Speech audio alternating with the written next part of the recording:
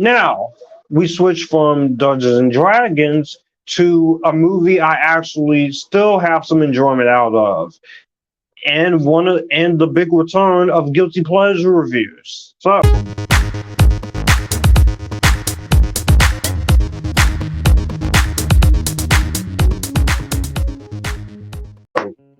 what is that, you may ask? I'll give you a hint. He's everyone's favorite plumber. It's Italian, and he has a new movie coming next month. Can you guess what it is? It's the Super Mario Brothers movie. We're going down.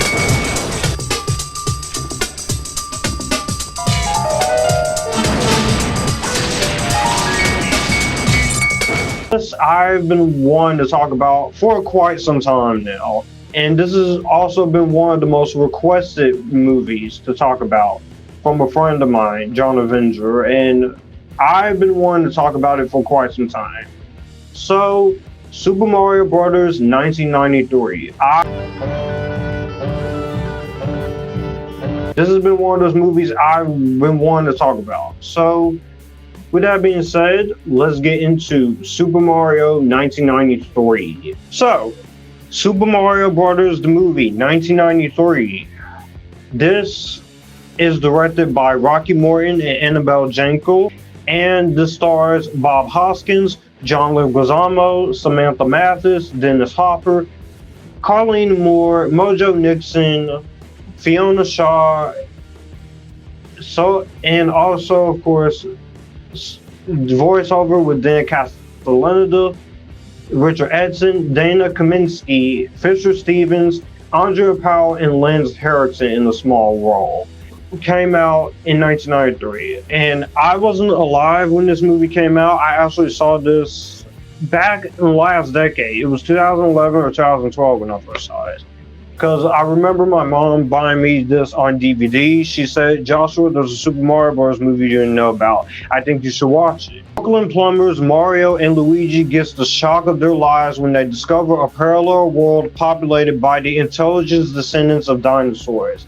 It seems like that they weren't destroyed by a meteor millions of years ago, but buried into another dimension, and now they have plans to rule our world. So in this movie, we follow Mario and Luigi, and of course, these two unlikely heroes has to go to the other dimension, which is basically a whole dino-like, Koopa-esque like feel, and they have to battle the evil King Koopa and his Goombas to save mankind, to save Princess Daisy, not Princess Peach, and also there's this other thing going on where they have to save the missing girls from Brooklyn in this adventure. When it comes to Super Mario Bros. The movie, this was one of those movies that came out in the 90s that I didn't see. Again, my mom told me about the Super Mario Brothers movie. I have played a little bit of the games here and there on Game Boy Advance. I used to play them on Game Boy Advance when I was younger. And so this movie, when it came out, development began after one of the producers got the film rights from Nintendo, and they were given creative freedom license by Nintendo, which believed that Mario was strong enough for experimentation. And the screenwriters envisioned it as a Wizard of Oz type Ghostbusters movie. But it was inspired by the game Super Mario World of the same name, with elements drawn from fairy tales and contemporary American culture. And there was a lot of filmmaking techniques that were introduced and contained pivotal, especially the transition from practical to digital visual effects. But also, this movie has also dealt with a lot of production troubles going forward. There was a lot of production history and drama that went on with the directors and with the script and them having to shoot the film, and there was so much test screenings and what directions they were trying to go with, and with just constant script rewrites and a lot of production troubles with script and visual effects and so much other stuff that went on. And also, this movie has also been one of those movies that Bob Hoskins said he regrets when he was alive. Now he's passed away, and there was a lot of difficulties there, and he said he has gone on to hate the movie. And despite this being one of the worst regarded movies in terms of video game adaptations, this has also been one of those movies that has been beloved ever since it was released. This is basically one of those movies that got a cult following. There was going to be a sequel to this movie, and this was, at the time, the only movie based on a Nintendo video game to be made into a movie until Detective Pikachu, and with this new Mario movie coming out. So, despite this being called as one of the worst movies ever made, one of the worst video game movies ever made, this has been described as a cult classic. Now, when I first saw Super Mario Bros. The movie, I will admit, for someone who has played a little bit of Mario, I was a little complicated with this movie. I will admit, I was a little conflicted on the movie, but the more I kept watching the movie on DVD, I was just finding this appreciation for it. I knew what it was going to be. I didn't take it too seriously. And this was a movie that, I was young when this came out, so I wasn't alive when this movie came out, but I was able to check it out. I had a copy of DVD, and this was a movie that I honestly don't hate. I actually really do like Super Mario Bros. The movie a lot. And honestly, this might be a little bit of a controversial take, but I think this is a guilty pleasure. I like this movie. It has been one of my guilty pleasures since I first watched the movie when I was younger. It's definitely not an amazing film. I know this. It's not an amazing movie. It definitely has a share of faults, but I do think for the Super Mario Bros. Movie, they do the best they can for what they were given when it comes to this. This is an entertaining film that it knows what it is, and it's not trying to be high art. It's just a fun little adventure with Mario. So, that being said, let's get into the things I do like about this movie. And one of the things I definitely do like in this movie is the artistic direction by Morton and Annabelle. They get very creative, very artistic in terms of some of the creation, some of the things they do here. So it's a very artistically directed film for the budget that they have, for $35 to $42 million budget. The direction looks very good, it's very creative, and you can tell that they wanted to do the best they can with doing something with the Mario material. It's not high art. It's not going to be an Academy Award winner, but it knows what it is. It runs with it, and I just enjoy the direction here. It's a very well directed movie. It keeps you going. It's very fun. It's very energetic. There's a lot of fun, a lot of entertaining moments in this movie too. So, if anything, I will say the directing in this movie definitely helps this movie a lot. Despite all the drama that this movie went through, this is a movie that I do think is very well directed, of course. And it's weird and it's very campy. There are some very campy-ish moments in here. But I definitely do like the campiness involved here. And I do like the weirdness here. And so it's very good here for what you get. No, this is definitely not the game, but when it comes to this adaptation, adapting Mario, there are some good references in this movie. I do like the references, the opening music, and there is some very nostalgic stuff, like you have mushrooms, you have the classic stuff from the game. It's not all here. You're not going to get Mario Kart and such, and you're not going to get a lot of that Mario-esque vibe in this movie, but I think for what they were able to do for 1993, it does carry over it very well in my rewatch of this. And I was very much interested in rewatching this. So it's very weird and it's very campy, but it runs with it in terms of its direction. I will also say the production design and the practical effects with the animatronic dinosaurs and the Goombas and the way the Koopa City looks and the way Manhattan and New York looks. This is a very well done film on a technical aspect in terms of production design, animatronics, and costume design.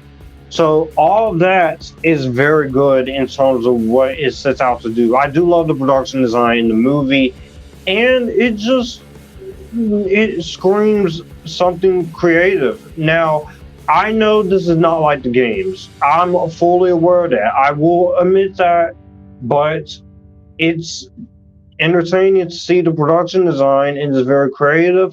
It knows what it is. It's very surreal. And there's moments in this movie where I have a smile on my face watching it. I'm enjoying a lot of what the movie has to provide to it. So it definitely gives you what you want in terms of production designs. And cinematography wise, by being similar, the production design is really good. Her cinematography is well shot. It's a very well edited movie as far as Mark Goldblatt and Dean Semler is just combined efforts with cinematography and editing. It's an hour and 44 minutes. It doesn't drag. It gets you in, it gets you straight out. It does drag in a little bit when it comes to the opening and maybe a little bit towards the middle, but my rewatch of this, I was enjoying it. I definitely liked what this had to offer in terms of what you could do in terms of it. The budget was limited. The effects were limited at the time, so you couldn't do a whole lot with Mario Kart and such. So you definitely had to work with what you got there. I will also say the score by Ellen Silvestri is also really good. This movie has a very good, fun, whimsical score, and I definitely do like the score of this movie. It definitely has that Mario flavor to it, but it definitely does have a little bit of charm to it. It's not 100% Super Mario, but there were moments where the music definitely does feel very creative. It's very good. I do like the music in this movie. Speaking of music, we have to talk about the soundtrack in this movie because this movie has a very classic soundtrack. You got a lot of great songs in this movie, like Almost Unreal, which was originally written for Hocus Pocus, but they switched it out to an En Vogue song instead. So the singer Roxette gave the song to the Mario film, and they put it into the film. I really do like that song, and it's a very good song here. You also have other musicians here. You have Walk the Dinosaur in this movie, Love is the Drug by the Venules, George Clinton and the Goombas, I Want You, Where Are You Going, Speed of Light. You have Megadeth in here, Tie Your Mother Down by Queen, Cantaloupe Flip Fantasia by US3, and probably my favorite song of the entire movie, I Will Stop the World Over by Charles and Eddie. I think that's a very beautiful song. It does play in the moment where they're trying to get the necklace back from Big Bertha, and Super Mario is dancing with Big Bertha, and it's a very tender, very beautiful song to listen to. So I will definitely give credit to that. I do like the music and the soundtrack overall, and it's just one of the best soundtracks of the 90s, honestly.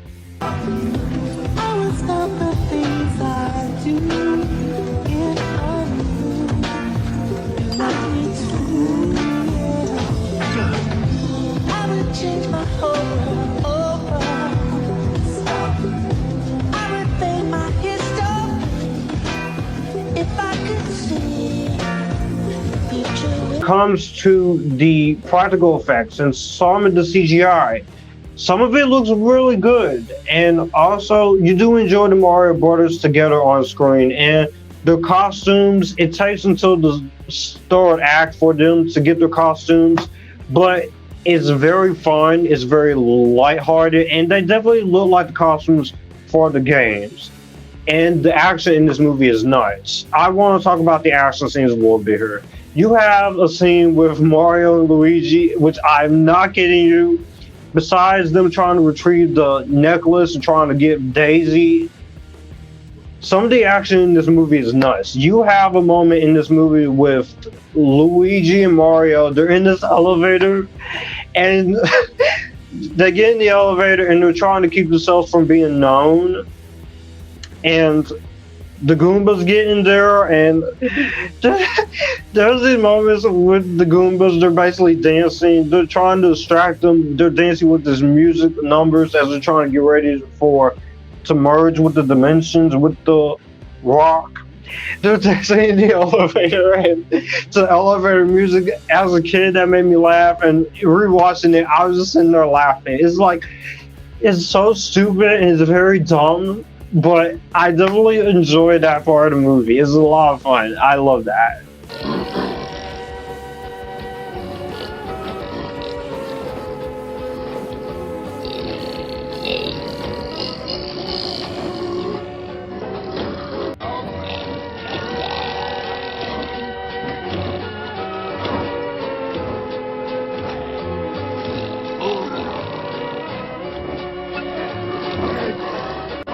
You also have this fun action scene in here with Mario trying to save these girls, especially Daniela and the missing girls from Brooklyn, which I'm going to get to the acting, which Daniela, Dana Kaminsky,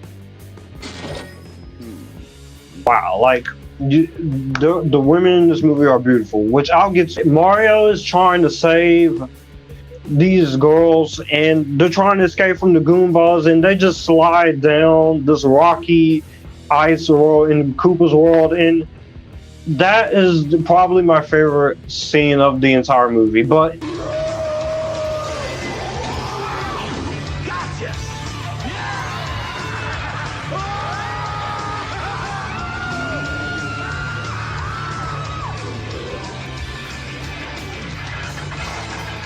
just the third act where the Mario shit really kicks into high gear, and it's a lot of fun. I think even little kids, when they saw this, no matter what you think of this movie, you have to admit some of the action was very cool, and it's a very colorful looking action scene here.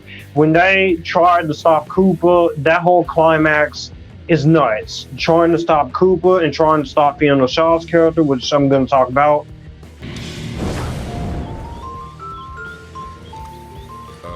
I can explain. The action in this movie is fun. It's nuts, and it is my type of fun. It's not dark and serious. It's fantasy and adventure. And for the hour and 45 minutes, I was exhilarated. I was enjoying it, and it's very fun. This is exactly what I wanted. Now let's get into the acting. Bob Hoskins and John Leguizamo as Mario, and Luigi Mario. I know they have some very difficult problems with shooting their scenes on set. It's not like they didn't get along or anything, but in between takes, I know this was a very difficult movie for them as well as the rest of the cast. But the late Bob Hoskins and John Leguizamo, they do very good with each other. Yes, Hoskins is doing an Italian accent because, of course, he was a British actor, but he's such a good actor. He was such a great actor that I bought him as Mario. He gets Mario down.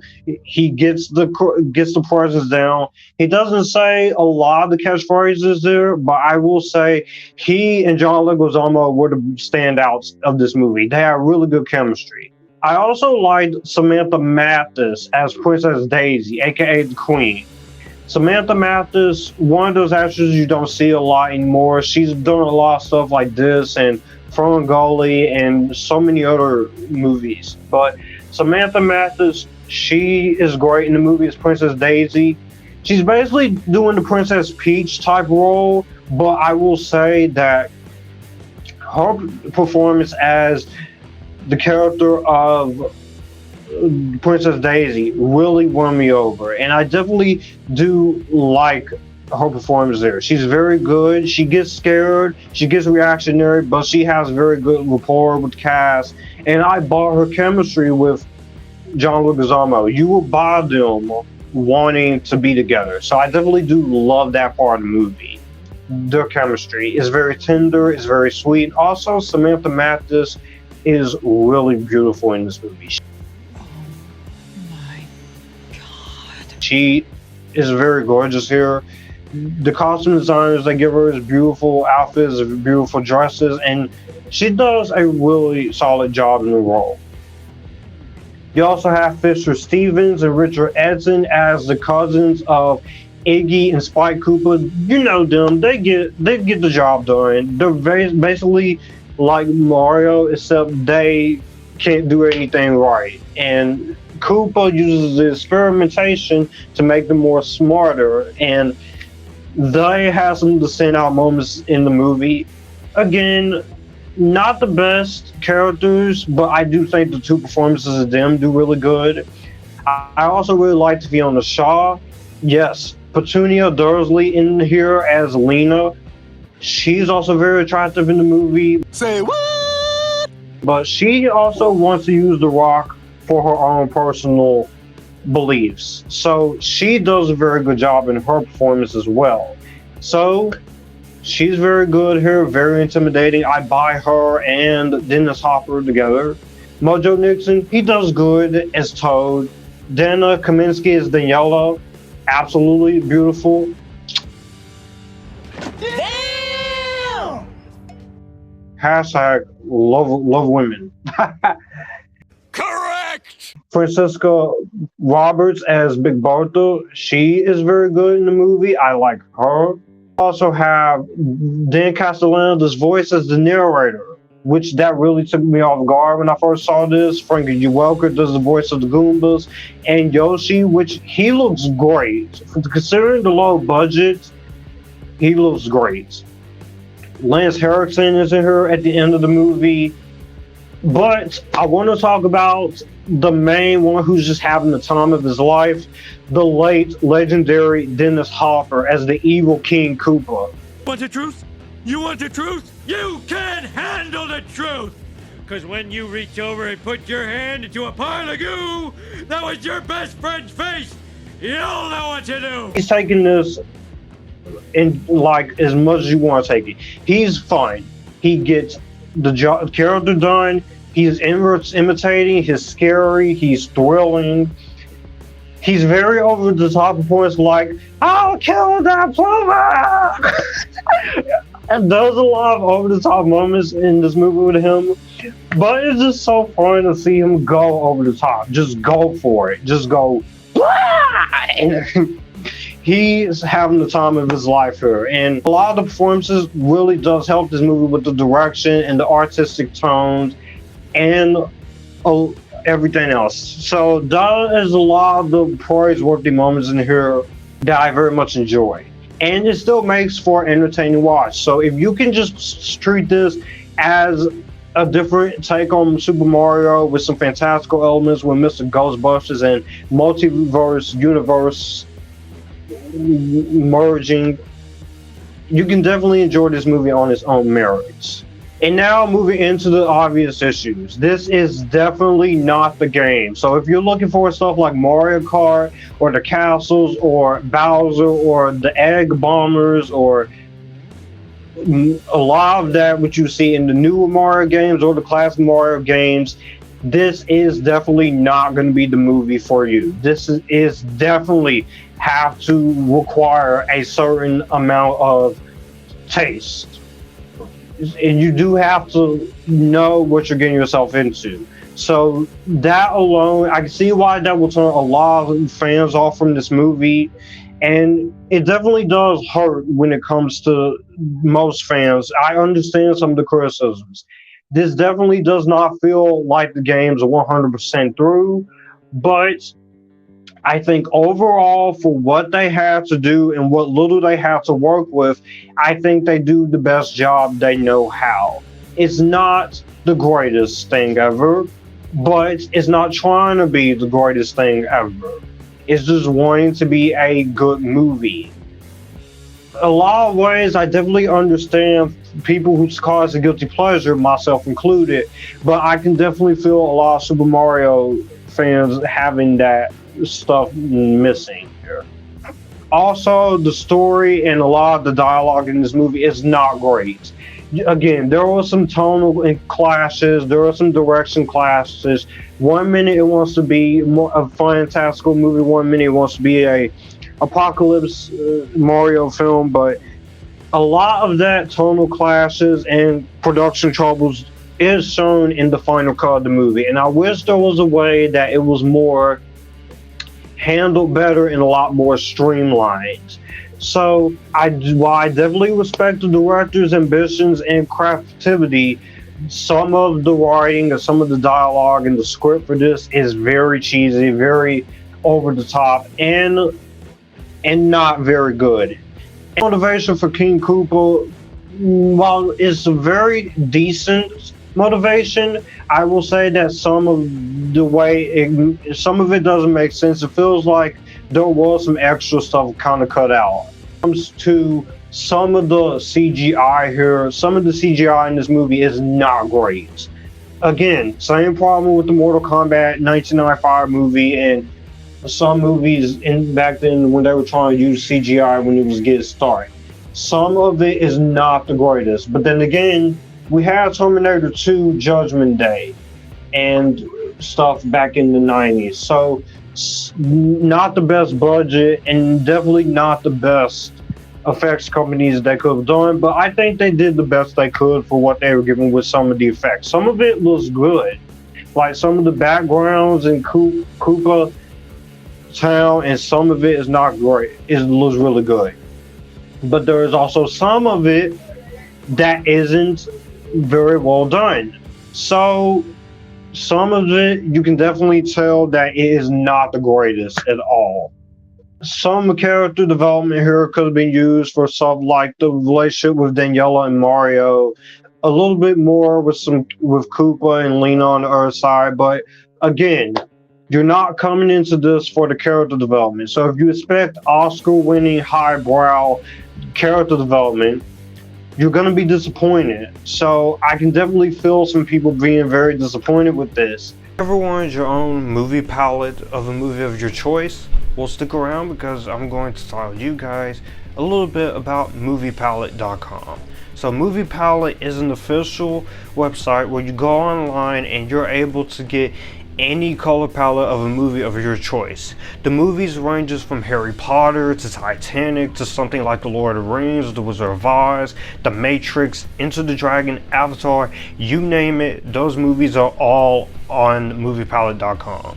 If you don't see a movie of yours that you love that's on there, you can definitely put in the request section and they will have that request and they will do it for you. This is a very awesome idea of movie palettes where they take a series of scenes and they make it into one big giant canvas, making it for the entire color scheme of that said movie. It's really awesome. I was very fortunate to get one of these. Mine is of course Harry Potter and the Prisoner of Azkaban, and it is amazing. If you guys want one of these movie palettes, definitely go to moviepalette.com and order one, and also be sure to use my discount Future15. That's FUTURE15. Anyone who uses my discount code, I will get 20% off for every commission that everyone uses. Use that discount if you want one. Pick out one of your choice, and with that being said, thank you, Movie Palette, for allowing me to talk about this in this video. So overall, while this is not an amazing adaptation of the Super Mario Brothers, I do think the 2023 movie might be the best one. I still have a lot of fun and some guilty pleasure and some nostalgia for this. I do love the performances. I like the weirdness, despite how overfar it gets when it comes to being too weird and too campy sometimes. I do like the weird and campiness. I love the performances. I like the artistic direction. I like the references to the game. I like a lot of the colorful practical effects. I like the soundtrack. I just enjoy this movie for what it is. again, it's definitely fundamentally flawed in a lot of areas in terms of script, some of the direction, and some of the tonal clashes and tonal inconsistencies. And the story is not the greatest. It is nothing like the games. But at the same time, I, as someone who does know who Mario is and has played a little bit of Mario, I can enjoy the Super Mario Brothers 1993 movie for what it is. Just wish this movie had a better Blu-ray or DVD release with the commentaries, with interviews, with special features. Hopefully, Shout Factory or Screen Factory or someone does a better release, because I would love to see a commentary, some interviews, some behind-the-scenes stuff. Even a remastered version, just something, some deleted scenes. That way, this movie is 30 to 31 years old later this summer. So I definitely do think it needs a better treatment on physical media. But if you can find it on streaming and if you can find it on DVD or Blu-ray in overseas, definitely give this a watch. And with this being one of my guilty pleasures, I'm definitely going to I'm going to do it. I'm going to give this an Epictastic on my rating system. It's not highbrow arts, it's not the games, but I've always had some enjoyment with this, even when I first watched it. It did take a while though, but if you are a Super Mario Bros. Fan, definitely go into this and know what you're going to get. It's not high art. It's definitely not going to win Oscars, but considering the fact that this has been regarded as one of the worst movies ever, I personally disagree. I think this is a fun time for how all the issues it gets. If you are a Mario Brothers fan, I would definitely recommend it. But if you are someone who is a Super Mario Bros. Fan, take my advice. Temper your expectations. Know that this is not going to be 100% accurate to the games, and I think you will enjoy it. But if you're one of those people who saw this in '93 and didn't like it, you've already made your peace. But if you're someone who has never seen this, give it a shot. You may like it. I still have a lot of fun with Super Mario Bros. The movie 1993. Well, that's going to do it for the video that you just watched. I will have my channel here, so you would like to see anything here. Click the channel icon, subscribe for more. I will also leave a video and maybe a playlist here, so in case you want to see what I'm about. As always, stay Epictasticness, join the Epictasticness, and you guys keep it cool.